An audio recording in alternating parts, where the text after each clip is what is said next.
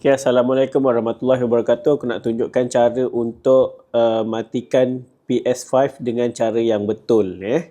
Mula-mula ni game kan, kita kena keluar, tekan butang PS ni dan tekan butang home tu kan.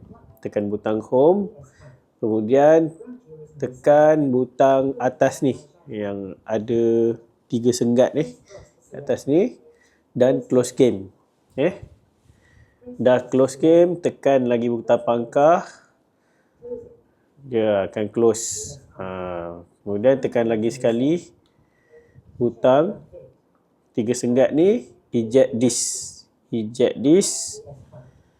Korang tengok CD akan keluar kat situ. CD akan keluar. Dan korang tekan lagi sekali butang PS tengah ni dan korang boleh matikan. Macam itulah cara dia kita nak matikan PS dengan betul.